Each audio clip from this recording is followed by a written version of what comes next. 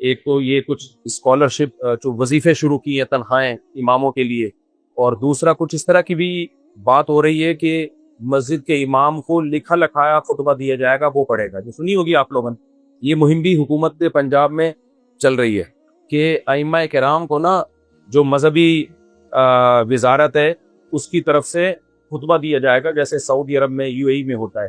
تو اس میں دونوں چیزوں میں ہمیں کیا کرنا چاہیے؟ ہمیں اس کو ایکسیپٹ کر لینا چاہیے یا اس کے خلاف آواز اٹھانی چاہیے؟ اس کو خوب اچھی طرح سمجھیں۔ جہاں تک پہلی بات ہے کہ اماموں کو حکومت پنجاب وہ دے رہی ہے، کچھ پیسے دے رہی ہے، اس میں بعض لوگوں کی رائے یہ ہے کہ یہ خرید رہی ہے اماموں کو، پھر امام کو اپنی مرضی سے چلائے گی، ہم ٹکیں گے نہیں۔ دیکھو میں یہ سمجھتا ہوں اس میں ہمیں تبصرہ کرنے کے بجائے جو مساجد کے ائمہ ہیں پنجاب کے مساجد جن کو دے رہی ہے وہ بات کریں تو وہ بات زیادہ ریلائبل۔ وہ اگر خوش ہیں اس آفر پہ سبحان اللہ، اور اگر وہ کہہ رہے نہیں ہمیں نہیں چاہیے، اس طرح سے تم ہم کو خرید لو گے تو پھر ہمیں، کیونکہ جو گھر کا بھیدی ہوتا ہے وہ گھر کے راز زیادہ جانتا ہے۔ دیکھو مجھے ایک بات بتاؤ، حکومت مجھے اگر کوئی تنخواہ دے رہی ہو کہ آپ الفلاحیہ مسجد کے امام ہو، 50,000 روپے ہر مہینے مفتی صاحب کے اکاؤنٹ میں آیا کریں گے گورنمنٹ آف پاکستان کی طرف، بس اتنی اچھی گورنمنٹ نہیں ہے 50,000 روپے کی مثال اچھی لینی چاہیے۔ تو اب لوگ کچھ کہنا شروع کر دیں حکومت مفتی صاحب کو خرید رہی ہے، یا کوئی کہے نہیں خرید نہیں رہی، اچھا اقدام کر رہی ہے، تو بھائی مفتی صاحب سے پوچھو نا کہ آپ اس پیشکش پہ راضی ہیں یا آپ کو ایسا لگ رہا ہے کہ میں بک جاؤں گا؟ کیا خیال ہے؟ اگر میں کہوں کہ نہیں مجھے نہیں چاہیے، مجھے پتا ہے اگر میرے اکاؤنٹ میں 50,000 روپے آئے تو میں 4 شادیوں پہ بات نہیں کر پاؤں گا، میں عدالتی خلا کے خلاف تقریر نہیں کر پاؤں گا۔ یہ جو ابھی لاہور کی جج نے یہ فیصلہ کیا ہے کہ ڈانٹ بھی دیا شوہر نے بیوی کو تو اس پہ عورت کو تنسیخی نکاح کا حق ہے، میں اس کے خلاف آواز نہیں اٹھا پاؤں گا، تو میرا یہ احتجاج بالکل درست ہوگا۔ اور اگر میں کہہ رہا ہوں کہ نہیں بھی مجھے پیسے مل رہے ہیں، میں پھر بھی آزاد ہوں، میں جو حق کی بات ہے وہ کروں گا، تو پھر کسی اور کو اس پہ اعتراض ہونا بھی نہیں چاہیے، کسی کی روزی پہ لات بھی نہیں مارنی چاہیے۔ تو اس لیے ہم خود سے تبصرے کرنے کے بجائے یہ فیصلہ ہم کس پہ چھوڑ دیتے ہیں؟ پنجاب کی مساجد کے اماموں پر، کہ امام لوگ اس فیصلے سے خوش ہیں یا نہیں۔ 2-4 امام کی بات نہیں ہے، میجورٹی خوش ہے تو اس کو ایکسیپٹ کرنا چاہیے اور حکومت کا شکریہ ادا کرنا چاہیے کہ چلو آپ لوگوں نے امام کا خیال کیا۔ اور اگر میجورٹی کہہ رہی ہے ہمیں خریدا جا رہا ہے تو پھر ہمیں بھی اس کے خلاف آواز اٹھانی چاہیے۔ تو جب تک مساجد کے ائمہ کی طرف سے کوئی پراپر بیان نہیں آ جاتا ہمیں اس پہ خاموش رہنا چاہیے۔ سمجھتے ہو کہ نہیں سمجھتے؟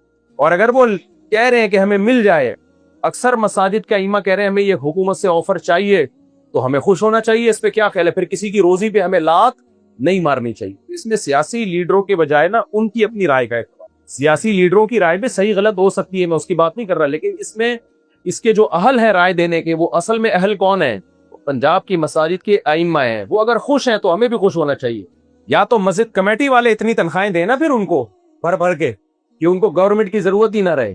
کمیٹی نے بھی نچوڑ کے ان کو خون سارا نچوڑا ہوا ہوتا ہے ان کا، اور اب گورنمنٹ بھی کوئی آفر دے رہی ہے تو وہ بھی نہ دیں اس کو، تو یہ تو بیچاروں کے ظلم ہے۔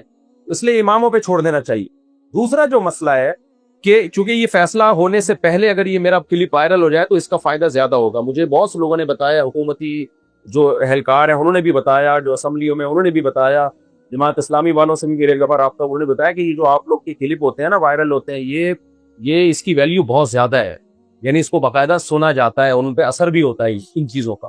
ابھی دیکھو عدالتی خلا کے خلاف الحمدللہ آواز اٹھنا شروع ہو گئی ہے، وکلا بھی اٹھنا شروع ہو گئے ہیں اس پہ، تو یہ ہلکی بات نہیں ہوتی، ہم کام میں پھینک ہی رہے ہوتے بیٹھ کے تبصرہ کو، اس کا ہمیں پتا ہوتا ہے سوسائٹی پہ اس کا اثر ہوگا اور حکومتی ایوانوں میں بھی اس کا اثر ہوگا۔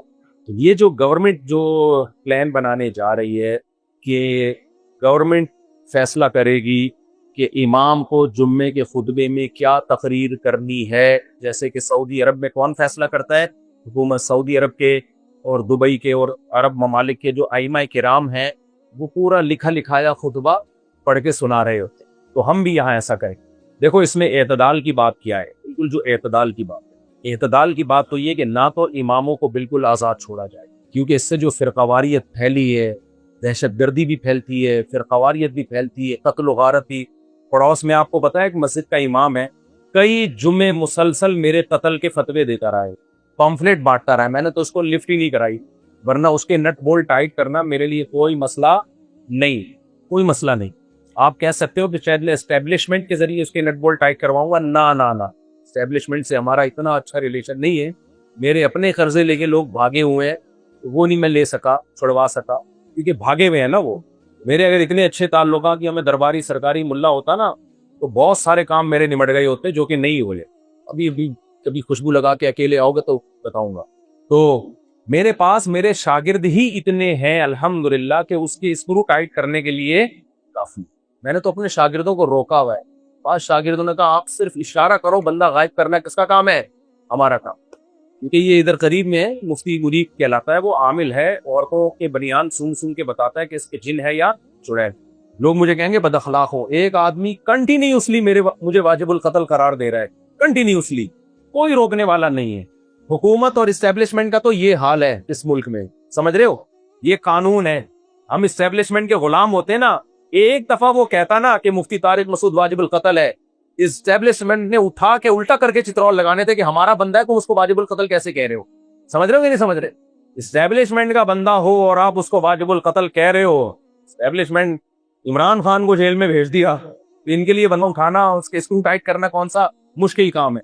लेकिन वो कंटिन्यूसली तकरीरें करता जा रहा है। हर जुम्मे में मेरा पता नहीं उससे मुझसे बहुत मोहब्बत है, कहीं नबी से मेरा जिक्र ले आए। और क्यों है? वो कब्जा ग्रुप आदमी है, वो अपना मस्जिदों में जाल बिछा रहा है, पूरा दाएं बाएं सारे अपने बंदे बिठा रहा है, उसका कब्जा ग्रुप है। उसकी राह में मैं बहुत बड़ी रुकावट बना हुआ हूँ, और मैं आमिलों के खिलाफ बहुत बोलता हूँ। उसका मंडल बिकना बंद हो गया, क्योंकि उसकी सोर्स ऑफ इनकम क्या है? जिन चुड़ैल भूत भगा के लोगों को उल्लू बना के पैसे लेना। आमिलों के खिलाफ तो मैं बोलता हूँ, आपको पता है। तो बनियान सूंघना भी छोड़ दिए, इतना पैसा था बनियान सूंघने का। कोई आदमी आता था ना, मेरी बीवी पे जिन्न आया हुआ है, बनियान ले आ बनियान। वे 4 आसेब आए हैं इसके ऊपर, 4 चुड़ैलें आई हुई है कि वो बेचारा, लोग तो सीधे साधे होते हैं, बेवकूफ बन जाते। मैं तो आमिलों की बाट लगाता हूँ कि यार तू वाजिबुल कत्ल मुझे क्यों कह रहा है? तू जिन चुड़ैल भूत भेज, तुझे उठा के ले जाए वो, या उस पर जादू करना, क्या ख्याल है? नादरा में मेरी पूरी डिटेल है, तू नादरा वालों बल्कि जिन को भेज, नादरा से इसके बाप का नाम इसकी माँ का नाम निकलवा के ला यार, जिन जादू करता हूँ। कमबख्त 2 साल से तू मेरे खिलाफ तकरीरें कर रहा है। कोई एक चुड़ैल, कोई एक जिन भेज दे ना, कोई अमलियात फलीते पलीते कुछ तो कर। इन तिलों में तेल है ही नहीं। मैं इतना नहीं बोल, मैं तो कब से देख रहा हूँ, ये 10-15 साल से लोगों को उल्लू बना रहा है। एक दिन भी मैंने इसके खिलाफ बयान नहीं किया। मैंने जर्नली होलसेल के हिसाब से सब आमिलों के खिलाफ बयान किए, लेकिन इसको पता नहीं क्या बेचारे को खारिश हुई है। कोई हर जुम्मे में मुफ्ती तारिक मसूद वाजिबुल कत्ल, इसका ख्याल था कोई बंदा उठेगा मुफ्ती साहब को मार देगा और मैं हीरो बन जाऊंगा, फिर मैं जनाजे में आऊंगा उस कातिल के। मैंने जब ये बयान किया ना, फतवा देने के बजाय खुद आके मारो ना कमबख्तों, तुम्हें जन्नत में जाने का शौक नहीं है। तुम सादा लौह अवाम को बेवकूफ बनाते हो, इनके जरिए बंदे मरवाते हो, फिर इनको हुकूमत फांसी पे लटका देती है, इनके जनाजे में आके हीरो बन जाते हो। होना ये चाहिए जनाजा तुम्हारा हो, तुम आओ हमें मारने के लिए, हम भी मरेंगे, हमारे गार्ड तुम्हें भी मारेंगे, मुकाबला बराबर का होगा। तुम्हारे ख्याल में हम जहन्नम में और तुम जन्नत में जाओगे। तुम्हारे